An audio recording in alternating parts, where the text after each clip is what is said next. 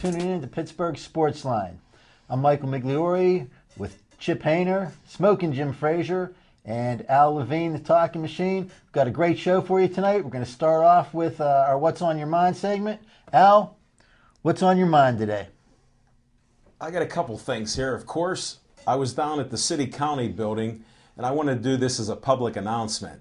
You know how everybody's talking about the taxes and the reassessments there. So they got the talking machine and upped this property way too much. So I went down there and they told me you can make an appointment. It's real easy. They do a review. So for all of you people that are afraid to go down there, they told me a 10:30 appointment. I was there. But here's the bottom line. You need an appraisal on your property, or you got to get comparable sales. So all of you people that are worried about fighting it, that's my tip of the day for saving you some money. Now to the sports world, my biggest fan called me up last night and she goes, "Hey, Brother Al, did you see that great sport NASCAR? The Daytona 500 is still going on." I said, "Biggest fan, it can't be going on." She goes, "Yeah, don't you follow that?" So I turn on to it and I see a truck on the side of the road in the Daytona 500. Then I see a fireball right in the middle of the track, and I'm watching this live. I go, this NASCAR can't even be a sport. But that's what's on my mind. Okay. Jim, what's on your mind? Hey, thanks, Magic Mike and Talking Machine. Hey, another addition to the Scouting Nice. Corner. This week, I promised a little baseball, but quote unquote. There was a player that played for the Pirates named J.R. House. Yes. Probably the greatest high school football player I ever seen. He played in a West Virginia school called Nitro. This guy was such a great player that in the spring he played high school baseball in Florida, and then in the fall he would play football in West Virginia. I go to the West Virginia State Championship game, and J.R. House threw for 13 touchdowns. Well, the first pass of the game was intercepted and returned all the way for a touchdown. But he threw 12 touchdown passes. This guy was so unbelievable. He was probably even better on defense. He played stand-up defensive end. Team that he played had a running back that was going to Notre Dame. He ran over him like he was Rudy and route the sacking the quarterback a few times. So J.R. House was so great that I thought he was going to play football. West Virginia University offered him a package deal. They was going to take him, his head coach, and his best receiver were all going to go to West Virginia together. But the Pirates drafted him in the third round to be a catcher. He went and played for the Pirates, and some injuries ruined his career. So that's from the Scouting Corner. And next week we'll give you my Brett Favre story. And in 2 weeks, stay tuned. Terrell Pryor story with photo evidence. So. Wow. You always come up with something, Smoking Jim. All right, Jim, want to, I guess to sort of kick back to what Al said. Is NASCAR a sport? Great point, Mike. I set it up. Nobody took that serve. It's not in the Olympics either. If it's on ESPN, it must be. They are athletes, though. They have to work out. Can you imagine making left turns for 4 hours, 500 miles, going 200 miles an hour? I'm sure they work out. Look at how they do backflips off of the car. And they drink milk at the end of the race. They must be. All right, well, we'll let Jim think about that answer for a while. Chip, what's on your mind? What's on my mind this week is there was some pretty big news in baseball last week. Ryan Braun had won his appeal of his positive drug test that was taken before the playoffs last year. And what a big mess everybody has made out of this. And I don't think that Ryan Braun has exonerated himself. All he did was, his attorneys found some flaws in the system that they have in place. I for one do not believe that his sample was tested positive, and I believe that more than likely he did. He hasn't proven that he didn't, and Major League Baseball is in an uproar over the fact that they lost in the arbitration there. The whole thing with the performance enhancing drugs, I lost my train of thought. is that these athletes they cheat, they do this to get the $100 million contracts, and the system that they have in place is supposed to be the strictest in any of the professional sports, and they actually made a laughing stock of the whole entire system. If they're going to have a system, they need to take better control of it.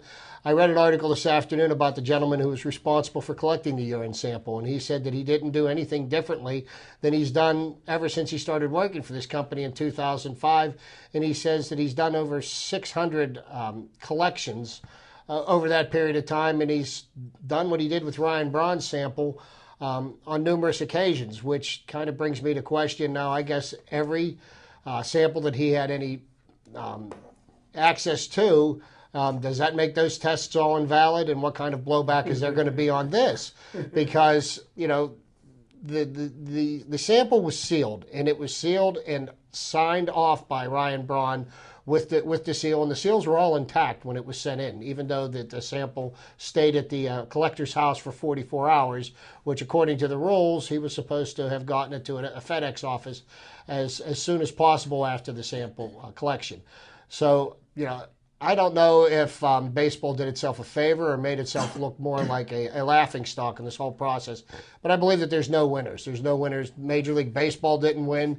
And Ryan Braun, as far as I'm concerned, didn't prove that he didn't do anything. All he proved was that somebody screwed up when they collected the sample and turned it in. So that's what's on my mind. Well, is NASCAR a sport? I don't think so. Okay. Chip, I think you have a good point there. What baseball really did was open the door. I will bet that over the next year or so, you're going to have a lot more positive samples because people think they have an out now. They think they have a way to get away with it. They'll go ahead and try to take it all to court, just like Braun did. I think, again, their baseball's in for a bad time. It's just my opinion. Just another black guy. What's on my mind this week is RG3. Now, I know that all the football experts and draft experts think that Andrew Luck is going to be the number one pick. I guess he probably is. But at the combine this week, RG3 ran a 4.35 40. Wow. That's a fast quarterback. They know he can throw. They know he can play the position. And the Rams are in a great position right now. They have the number 2 pick, and there are 3 or 4 teams that are very interested in getting a quarterback. I think that the Rams have a big opportunity to do something good for themselves. I don't know if they'll take it. I don't know if they're that smart an organization, but they're in a great position right now. I think that they're going to do very good. They're going to get a lot of draft picks, and maybe even a couple of players for that from the other teams that are basically that are looking to upgrade a quarterback. One of the things that I think that the Rams might be looking at, even though they won't get him in a trade, is Mike Wallace. I don't believe that the Steelers are going to be able. Well, I mean, I don't think that they're going to want to match an offer like the Rams might make him. Smoking Jim and I, as we came in today, we talked about something that we've actually talked about previously, that a year ago they probably could have signed Mike Wallace for about $3.5 million for a couple-year contract. He'd have been thrilled. They'd have their receiver, and they wouldn't have to worry about if they need to keep him or Antonio Brown right now. I think that they should have used a little bit of forethought on that. I think Mike Wallace is going to be a big commodity coming up soon, and I think the Steelers will be lucky to be able to hold on to him. So that's what I have in my mind, guys. We do have the draft coming up. I've said often that I believe that the Steelers will take Cordy Glenn from Georgia. My second thought would have been Dontari Poe, the defensive tackle from Memphis. Unfortunately for them, he had a huge combine. For a guy as big as he is, he ran faster than anybody ever at his size. He's strong, he's big, he's fast, and he can play the game. He put on a big show at the Combine. I think he might be drafted well before the Steelers get a chance at him. You know, I read an article the other day, and it said the Steelers might be interested in an inside linebacker. And you know, it seems kind of odd to me that they, with all the other glaring problems that the Steelers have, that they would look at that, even consider that inside linebackers are a problem that needs to be dealt with. But you know, getting back to that RG3 thing that you were talking about, Mike, I think that this kid's going to be probably the best quarterback picked in the draft. But you know, right now that's all speculation. But I mean, he's put up some numbers, and he's fairly impressive in the way that he's presented himself. I don't know that Andrew Luck is an absolute lock for being the first pick. But, you know, the Rams are in a great position because, you know, they say that they're going to trade away the second pick in the draft because they've got their franchise quarterback in Sam Bradford. And I don't know if I think Sam Bradford is going to be a better quarterback than RG3. You know, I don't know if it would be better for them to keep him and to package off Sam Bradford because the Browns, the Dolphins, and the Redskins are all in desperate need of a quarterback, and they're three teams that are going to be vying for drafting up. But you know, what would be better off? You know, trading up for the draft to get somebody that hasn't proven anything, or drafting somebody that's played 2 years in the NFL and has the potential to be something. So there's some interesting questions to be answered there.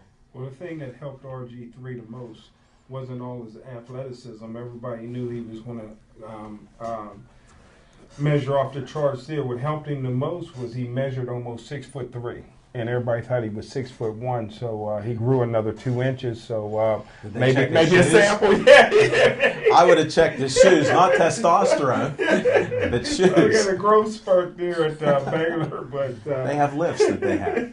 It's an old trick. But the defensive tackle from Memphis, nobody was more happy for him than Casey Hampton, because now Casey Hampton knows he'll be back with the Pittsburgh Steelers, and he has his position. Chris Hokie retired, and now it looks like the Steelers won't be able to get the superstar defensive tackle in the first round. He'll be long gone.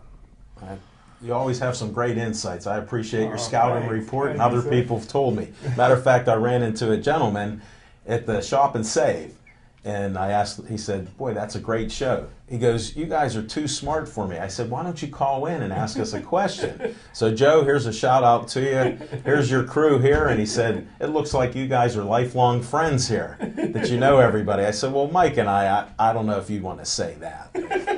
We'll deal with that. But I would like to touch on a couple points here. The one thing with Ryan Braun, you are supposed to be proven innocent on something like this. And he's the first guy to ever win an appeal. Now, whether it's a technicality or not, I heard Major League Baseball is going to change the protocol, because they call this the protocol. A part-time employee, can you imagine this? They have a system that they agreed to. You have a part-time employee who goes and gets his sample, and he's allowed to bring it home because he's done it a lot of times. And then you have so many hours before you ship it off. Now, even if you don't believe in conspiracies, maybe something was wrong from the beginning. There was even a question by Braun that I'll do a DNA test. Why don't you test the DNA of the urine? Because I don't believe it's mine. So there's a lot of things that are out there, and I'm not an expert on it, nor do I want to be. But you do have a lot of people that want to put different drugs and things in their system.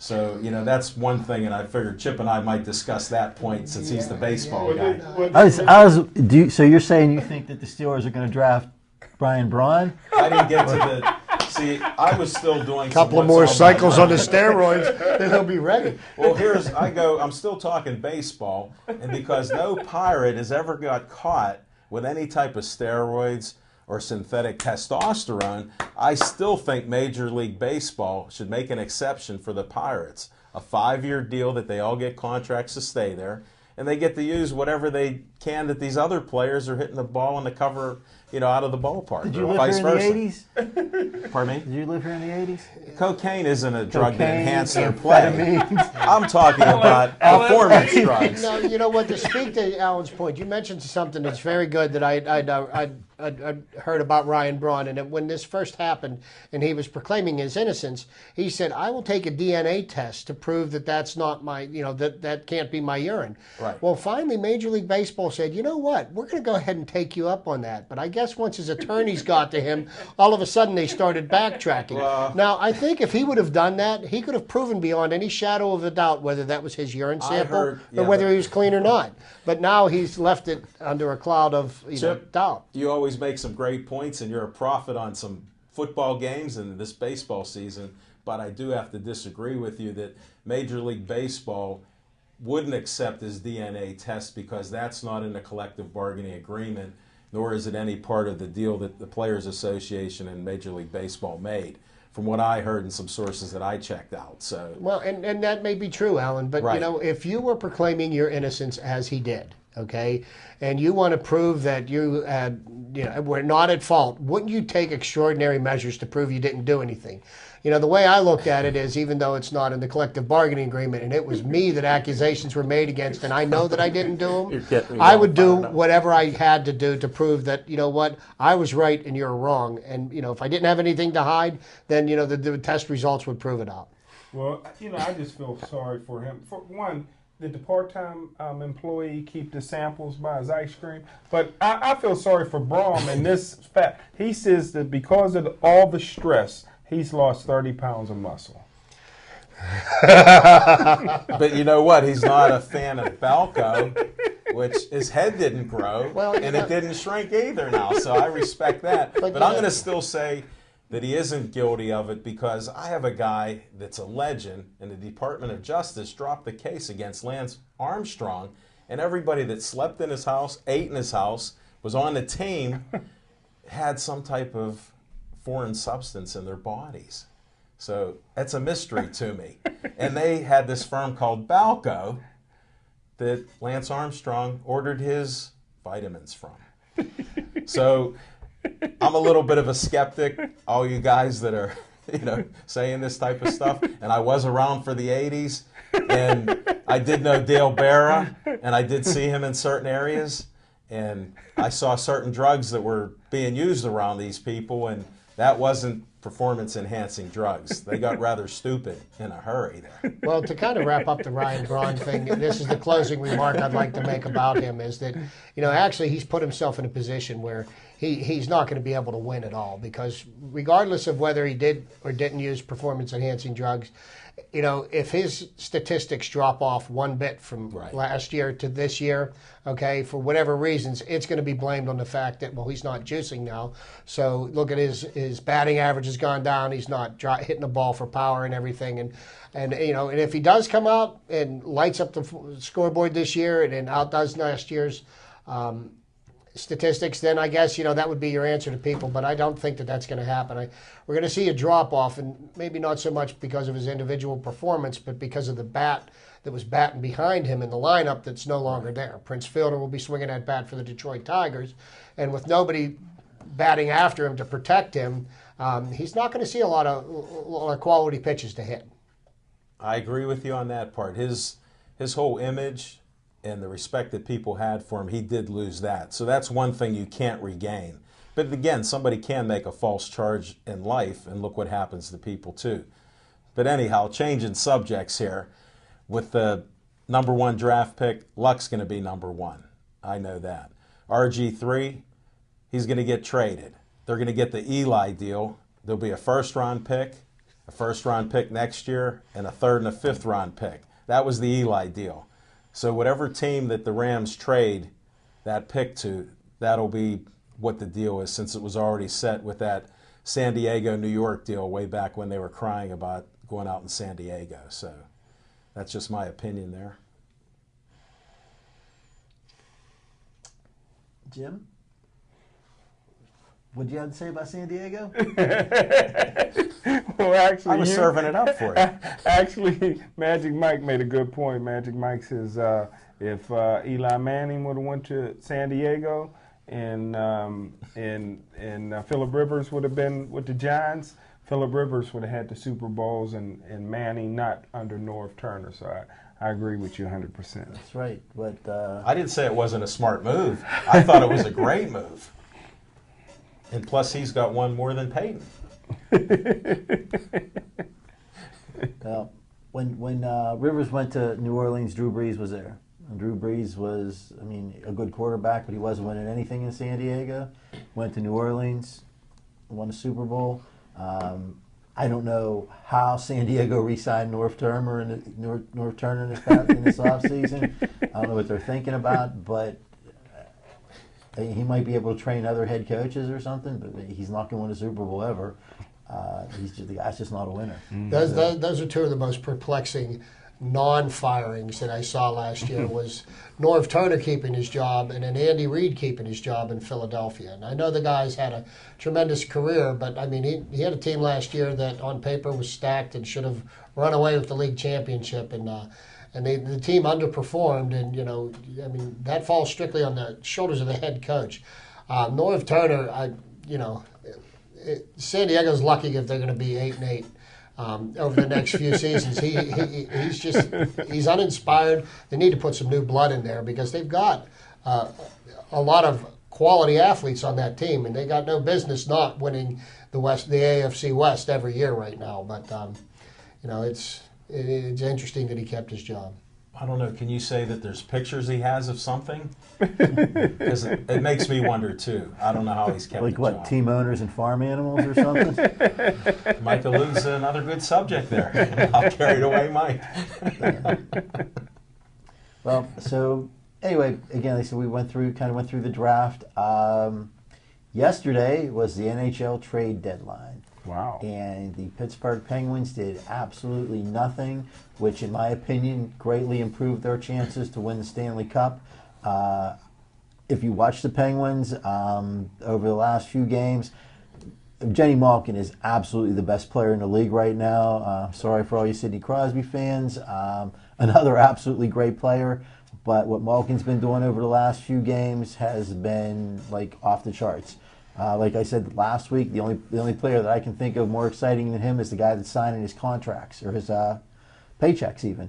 The Penguins are loaded. They've got Malkin. They've got Neal. They've got Stahl is coming alive. He's having a great season. Absolutely everybody in the game.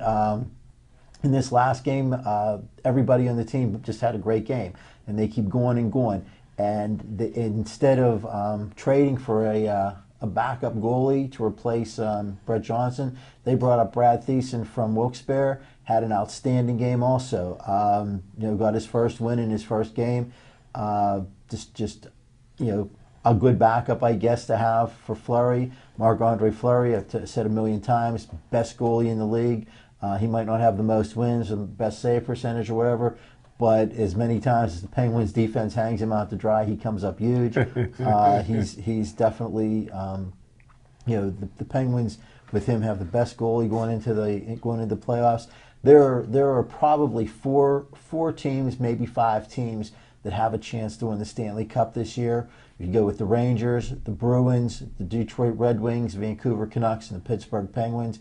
I'll tell you what, only the Penguins are going to be one carrying the cup around. In fact, I might go ahead and join Occupy Wall Street next week so I can save my spot along Liberty Avenue for the next few months so I can be there for the parade in June. Mike, let me give you a little update. Occupy Wall Street's gone. That's all right. I'm going to pitch a tent. Where they were doing it up in that Mellon area there, that was their little cesspool of humanity. That's all being redone. So I don't know if that's a coincidence or not. But I do agree with you with the Penguins, and it is just a great team all the way around there. And this is the first time that Ray Shero, in his 6 years here, didn't make a trade because he said he didn't have to. And it makes sense to me. You do have a great team. And if and when Sid does come back, I'm still holding to my March prediction, which I made on our show. So I don't mind taking a chance. I still believe in Sid that he'll give one good try this year. And then Well, there's a couple of hot teams in the West that's playing real well right now. So, yeah.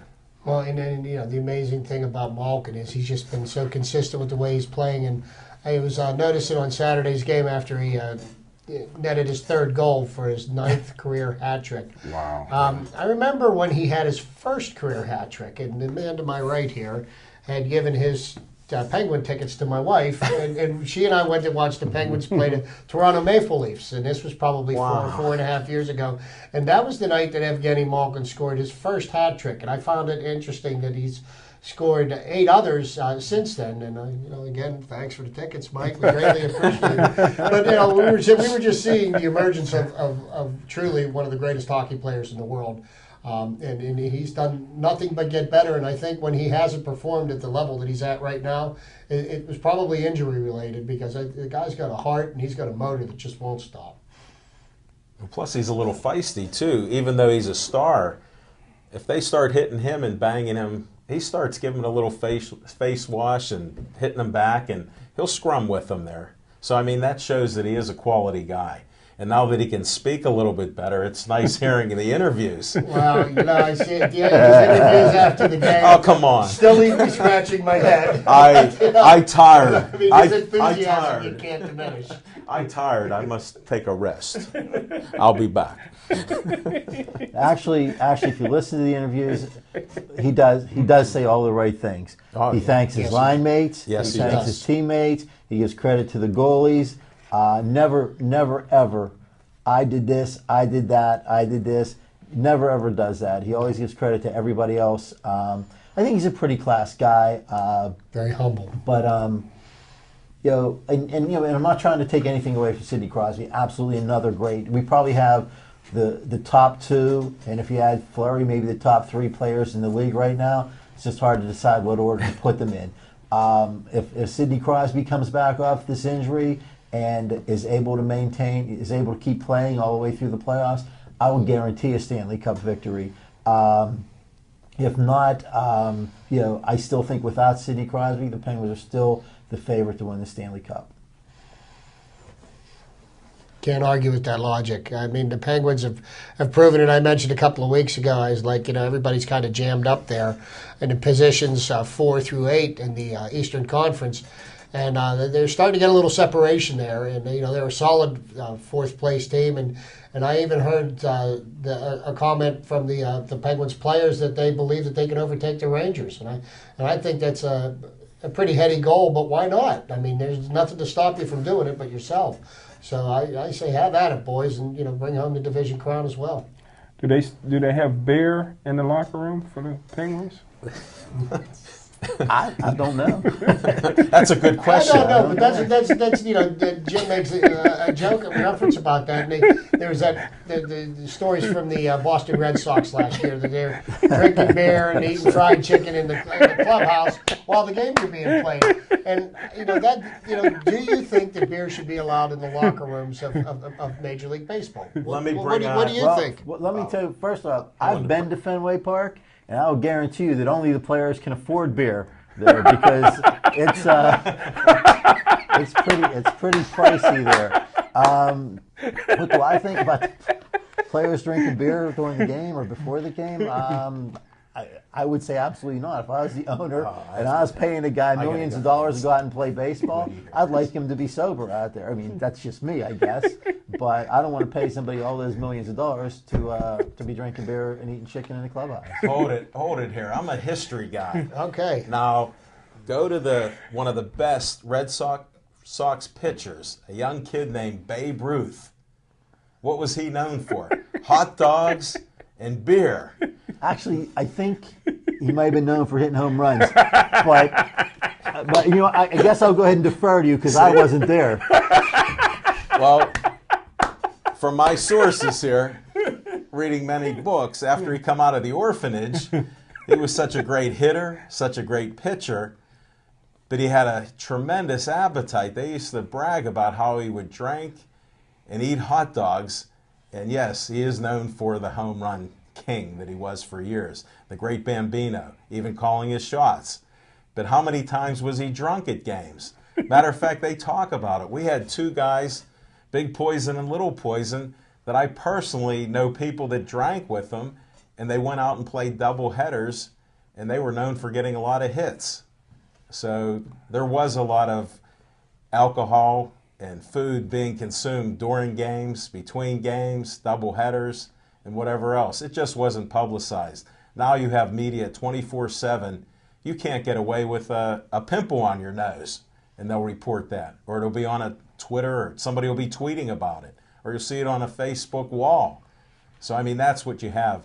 But with this beer thing, and even after the games or whatever, I mean, you got to have some rules, and you guys are right about they're making millions of dollars, and there is an investment in these guys. And like Smoking Jim always says, he's the emperor. They're just pieces of meat out there.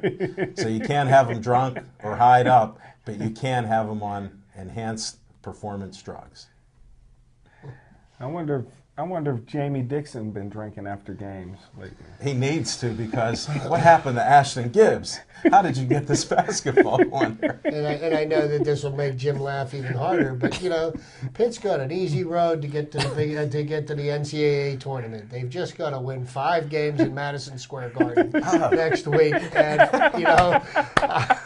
it's not going to happen. Hold it, are you but predicting that's the only chance they have to get to the NCAA tournament, and I don't see it happening. I think that the wheels completely fell off it. They're not even going to make the NIT. They should be thrilled that they're going to let them play in the Big East tournament. There's no default there. They should be thrilled with that, because they have not been a good team this year. And, I mean, you can put it on the coach, and obviously the coach has something to do with that. It's his job to build a winning team. But in college sports, you get that. I mean, you have so much turnover all the time. Basketball, you get turnover maybe even quicker than football, because it's hard to keep a good basketball player in college for 3 years, let alone 4. I mean, you laugh, but that's the truth. So they have all that turnover a lot, and it's got to be hard on a coach to try to maintain a winning tradition after all those years. But there are schools that do that over and over and over again. Duke, North Carolina, Kentucky. They are always going to have the best players that want to go there, because that's the tradition. And it seems like even in basketball now that the tradition means a little bit more than it means in college football. It used to be Notre Dame got their pick of people no matter what every year. That tradition's not that great anymore. But the players, they decide where they want to go to play based on what they think it's going to do for their chances to go into the pros is probably the biggest reason that kids go to school. University at Gateway, it depends on how much you get paid to go there and where you have to move from to get to Monroeville. But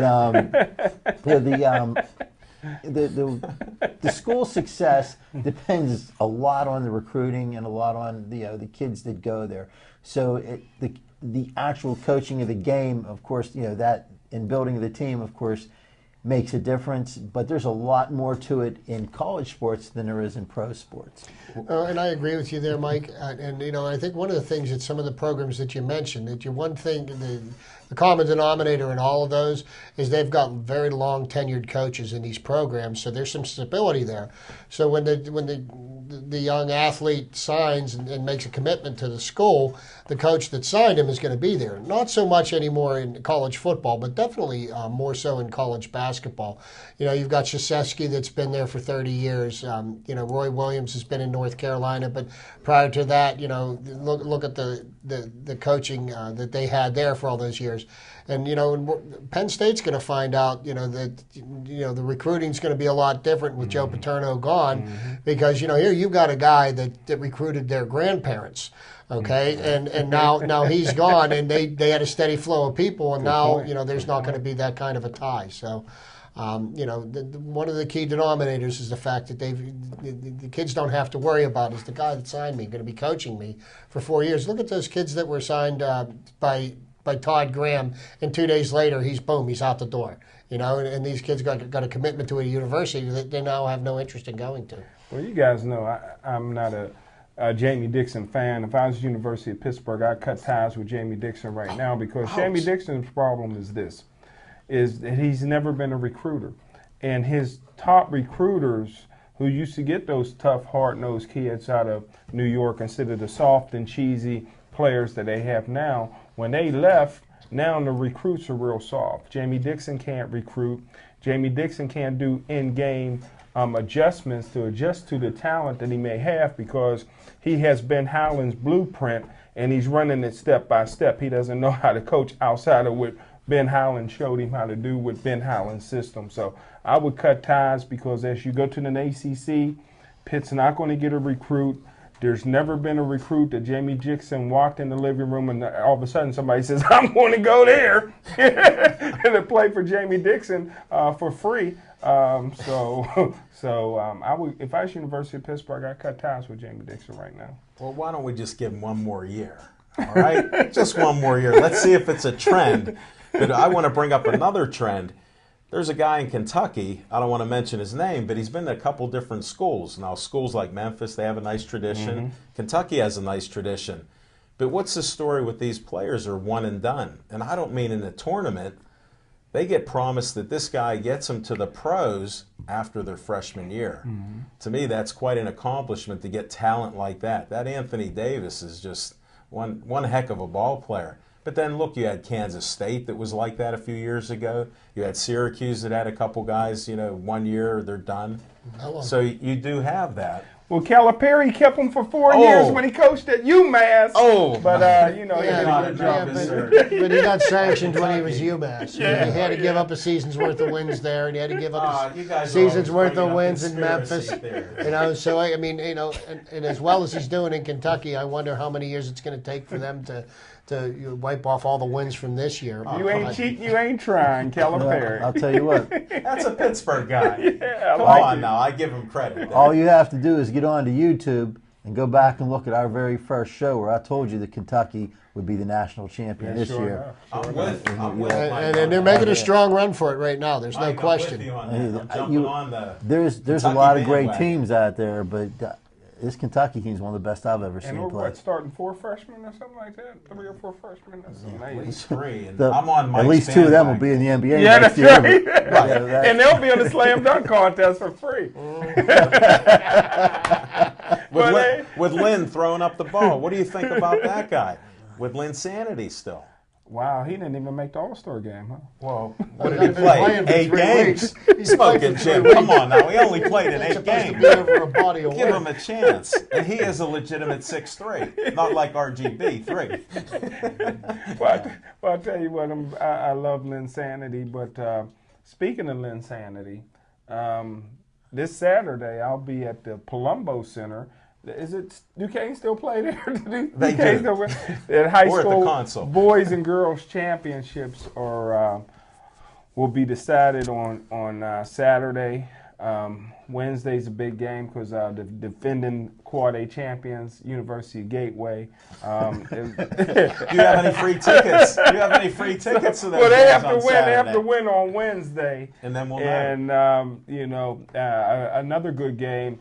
Wednesday is going to be Shaler High School, who has Geno Thorpe, who I believe is going to Penn State on a scholarship, is playing Central Catholic. And Central Catholic got a guy that can jump out of the gym named Lincoln Davis.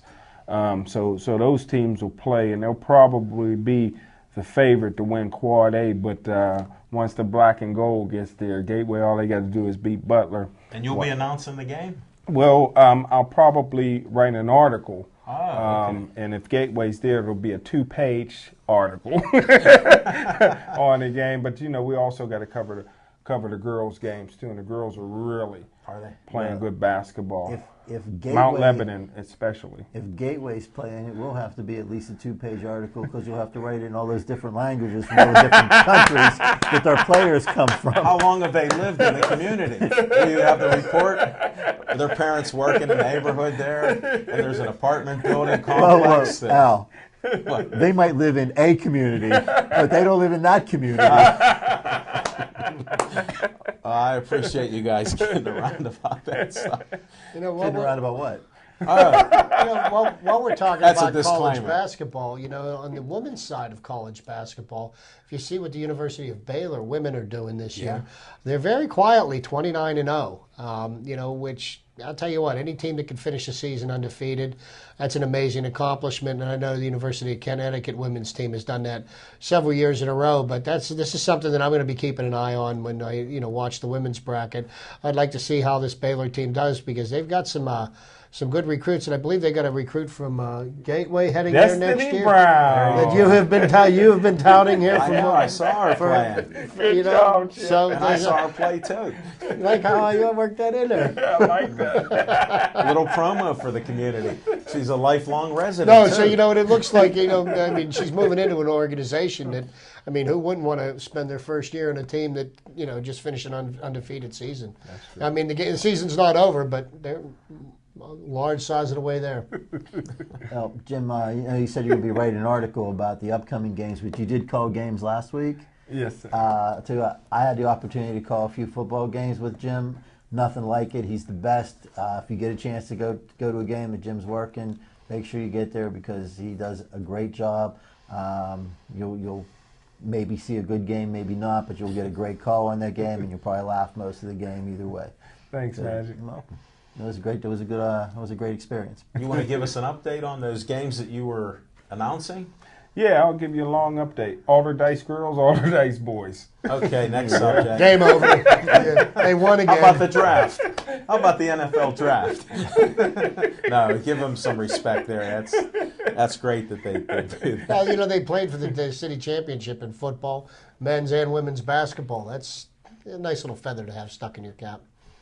Yeah, well, staying on basketball, like you said, I predicted that Kentucky will win the whole thing. I guess talk about what other teams you guys think might have a chance. Syracuse, of course, looks very good. Missouri, who looked good most of the year, has been faltering a little bit lately. I think that there's a constitutional amendment that says there has to be at least one team from Kentucky in the Final Four, or excuse me, from North Carolina in the Yes. Final Four, Duke or North Carolina or somebody. So I guess there's been some good ball being played in the Big Ten this year. And I tell you, there's a game going on right now that I'm going to be interested to see how it turns out between Michigan State and Indiana. Michigan State has put a nice little run together. I kind of thought Ohio State was going to be more of a title contender than they have turned out to be. Even though they're still in the top 10 or 12 teams in the land, I just don't think they're going to have the wheels to go all the way to the title. But Michigan State's a team to keep an eye on. Great coach at Michigan State. I think Michigan State will probably be one of the top seeds. Even though Pitt's not going to make it this year, Big East is probably still going to put 8 teams in there. SEC will put in a handful. ACC probably put in 7. There's going to be a lot of good games in the in this tournament, I think. Well, Chip, and I'll let you get back to basketball in a second, but I know Mike always can get his hands on some tickets. University of Pittsburgh's football is playing a home game against Gardner-Webb. And Gardner-Webb last year gave up 77 points to a no-name team. Maybe Pitt can hang 100 on them. Mike, can you get us some tickets to Gardner-Webb versus What's the date of that game? Let's go. I want to be there. Let's take the show on the road. We'll do some interviews. That sounds like somebody should be working on the rose bushes. Gardner-Webb. You're saying you think that Pitt might score 100 points on Gardner-Webb? Especially if they still had the high octane. I'll take Gardner-Webb in 10. I'll take the bet. I'm looking for a couple dollars. Oh, come on. It'll come down to a field goal.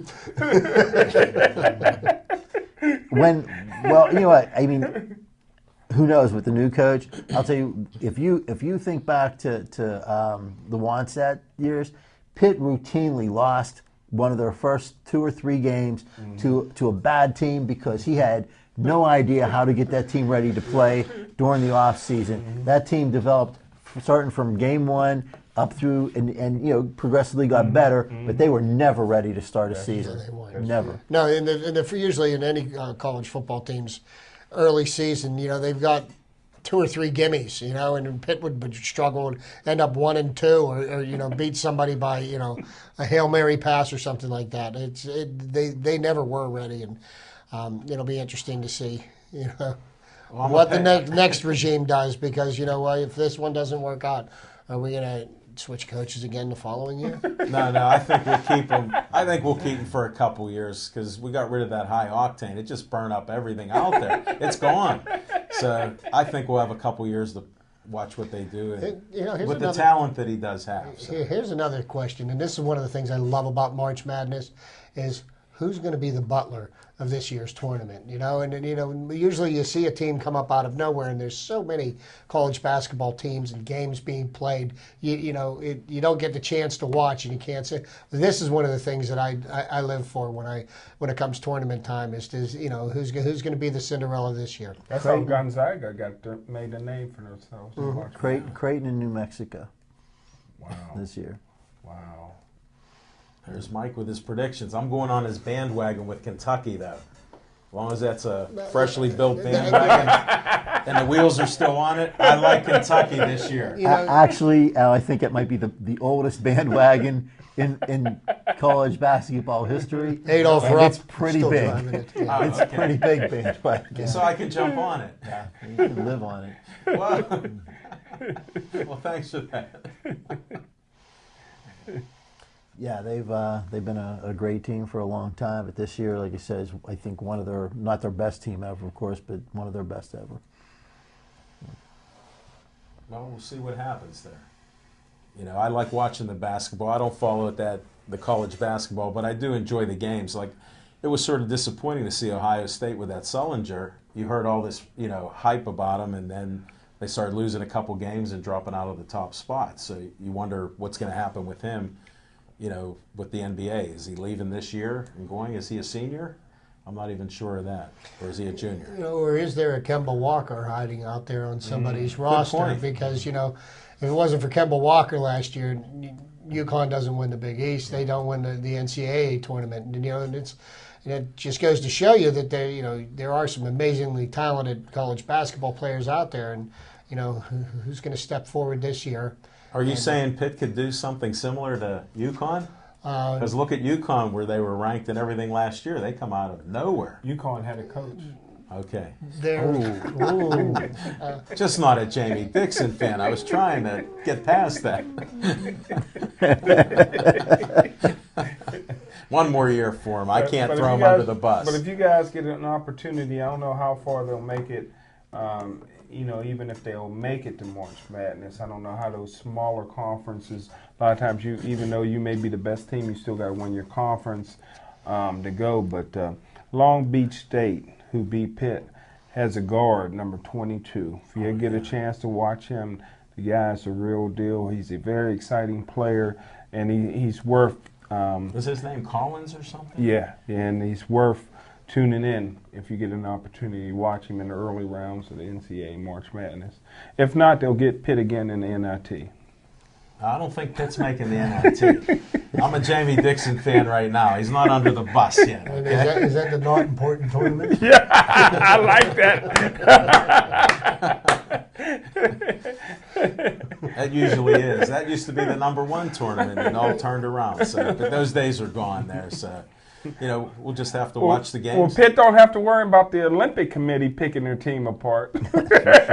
Oh. They're on fire today. But I feel bad for Ashton Gibbs. I mean, he probably, coming back this year, cost him a shot. He probably would have got an NBA shot last year. I'm not sure if he'd have made it. He might have made it and maybe made some good money overseas, if not. But right now, I mean, I really can't see the guy getting a shot. Wait a second. He could come back in a year or two as a coach. Yeah, like Brandon Knight. Well, don't they all come back and coach a little bit? So yeah, he can sit on the bench there and show him how to make that one-dimensional free shot and not be able to drive to the hoop all the time. He can do that, even though he was predicted as player of the year.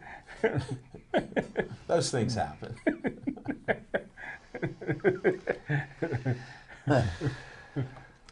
Oh, Chip, you're a big Pirate fan. Bradenton. Yeah, they actually start playing games this weekend, I believe. The Grapefruit League will start playing, And I'm very excited to see what happens. The only thing you can do now is read what the interviews the players are given, and they're saying all the right things, and they're committed to doing everything they can to be the best that they can be, and we shall see. I've got a lot of optimism for them this year. And I just can't wait for the games to begin because I'd like to see how these players develop. I was reading about Nate McLouth, and everybody said that what was the Pirates doing signing him back? And the last couple of years he was absolutely horrible playing for the Braves. And wasn't he injured though too? I read that he had a number of different injuries, and now that he's actually coming into this season healthy. As a fourth outfielder on that team, I think he might end up being a nice option. I think really the strength of their outfield's or their strongest outfield's gonna be Presley in left, Tabata in right, and McCutchen in center. And if they can get the three of them to hit 260 or above, I think we might have the makings of a pretty decent outfit this year. What about the offensive power or the lack of? Don't we need some home runs somewhere? Alvarez with 2 home runs or something. How do we keep him up in the major leagues? You can't just develop him up here if he needs another year or 2 of seasoning. Well, you know what, and Alvarez has got all the tools, and this has been reported over and over again. And at every level of professional baseball that he's played in, he's hit the cover off the ball. What happened to him last year? I'm hoping it's an anomaly, and I hope he figures it out. But the Pirates desperately need him to be a 25 to 30 home run hitter. He's got they need 100 RBIs out of the third base position. And out of whoever platoons at first base, if they can get 100 RBIs combined out of the 2 guys that platoon at first base, that would be a big step in the right direction. Because Neil Walker, as well as he played last year, he's not a guy that you're going to be able to count on every year to give you 80 or 90 RBIs. I'd like to see him have a batting average much closer to 300, get on base and set the plate for the the guys that they need to produce the runs, like the Andrew McCutchens and the Garrett Jones, Casey McGee and Pedro Alvarez. Those are the people that need to really start stepping up. And they can't allow themselves to be comfortable because I'm a Major League Baseball player right now. Now they're on the Major League stage. They've got to start performing like Major League Baseball players. And if they don't, they need to get some of the younger talent that they have in the farm system up here and find out who can't play. Chip, you talked about Alvarez having been a great power hitter from high school all the way up until he got into the Pirates organization. A lot of times these major league teams get these players in and they want to change things. All right, if some coach somewhere along the way decided he wants to change Alvarez's swing or he wants to change the way he stands in the box or whatever, instead of making an improvement, and obviously in the case of Alvarez, it was a detriment. Instead of letting these guys play the way they play, they want to make these changes. You take a big risk of ruining a player instead of helping him out. One thing we talked about earlier, like the drinking and the chicken and stuff in the Red Sox clubhouse, I can guarantee you that the Pirates front office is not going to allow drinking in the clubhouse this year. That will be confined to the vehicles. You can drink all the way to the game or all the way from the game. Okay. If you're not drinking at the game, as long as Frank Cooley's in charge, I guarantee you that. Yeah, and that's a real unfortunate black eye to the Pirates organization for him to allow himself to be in a position to have that happen. I mean, it can't be allowed to happen, and unfortunately it did. But I agree with you, Mike. Maybe people just micromanaged Pedro Alvarez into being a point because he did not look like a confident hitter in the batter's box last year. I mean, if you looked at him, he looked more like a deer in the headlights. And if they just let the kid go back to doing what he does naturally, see the ball, hit the ball, instead of trying to reinvent the wheel, I think you're going to see a better ball player in the long run for him. Well, those are good points, but you do have these coaches that have these guys thinking now. And you know yourself from watching sports and playing sports, if you have to think about every move you make, keep your arm down, lift your elbow up, hold the bat back, keep your feet straight or in, whatever you're doing, that causes problems. And it did look like a deer in the headlights, but you wonder if it just screwed them up like some players have been screwed up here. And we've also had a culture of losing. So and Mike's alluded to that, Smoking Jim, Chip, all of us, that you have that culture of losing. And do we really have the winning coaching staff and the winning ownership to stop this 19-year losing streak? I say not. Well, and you know what, and I respect your opinion, Alan. You know, maybe we do. Okay, maybe it's gonna get a chance to mesh.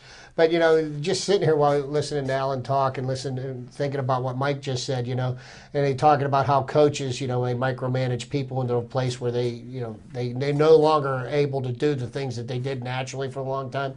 You know, it's ironic that most of the guys that end up being hitting coaches in Major League Baseball teams batted .240.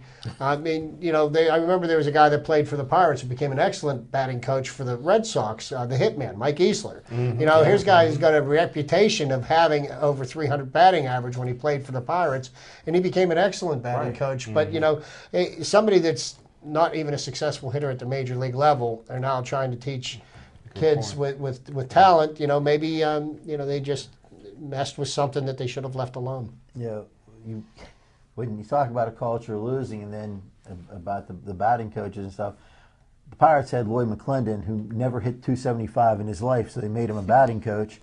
Nobody he ever coached hit .300 in their lives, so they made him a manager. And if he'd have lost another 100-game season, he probably would have been general manager.